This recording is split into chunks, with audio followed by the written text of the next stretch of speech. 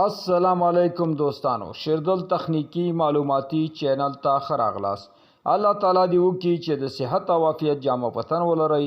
زموږ د نن ورځې ټاپک او موضوع ده د ویر او کیبل په رابطه باندې ده او د دې دواړو ترمنځ چې کوم فرقونه دي د دې په رابطه باندې ده. عموما دوستانو ویر او کیبل دواړو ته کنډکټر ویل کیږي او کنډکټر دوستانو هغه هادي ته ویل کیږي چې د یو ځای څخه بل ځای ته الکترونونه انتقالوي. او دوه قسمه دوستانو کنډکټر چې نن سبا د استفادې وړ دي او خلک دوستانو تر استفاده کوي چې یو ته ویل کیږي کافر کنډکټر یعنی د مسو کنډکټر سیم او دوستانو دوهم ته ویل کیږي د المونیم یعنی د سلورو کنډکټر یعنی د سلورو سیم.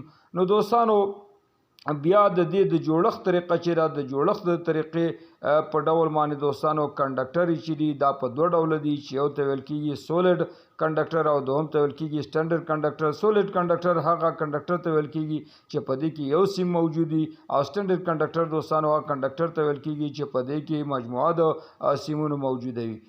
نو راځو دوستانو د ویر او کیبل ترمنځ فرق ته. دوستانو عموما ویر چې دی هغه کنډکټر ته ویل کیږي چې د هغې دپاره انسولیشن چې دی دا نوي نصب شوی نوي پې لګېدلی د دې دپاره پوش موجود نه وي کور موجود نه وي او کله چې دوستانو موږ د دې سره زموږ هومن باډي دا تماس پیدا کوي نو موږ شارټ محسوسوو الکترونیکي شارټ محسوسوو.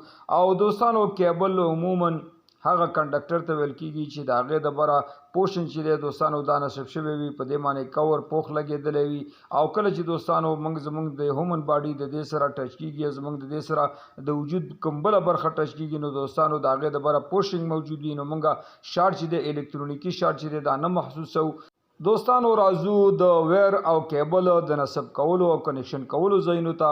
عموما ویر چې دی دا په ټرانسمیشن لینونو کې او دوستانو په موټرو واشنګ مشینو سټاپلیزرو او داسې په ریګولیټرو کې دوستانو دا کنیکشن کیږي او نصب کیږي.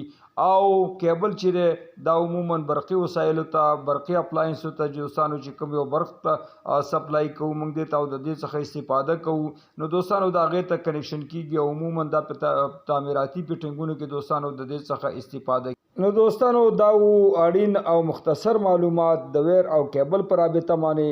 نو دوستانو زموږ د نن ورځې ټاپک او موضوع همدومره وه.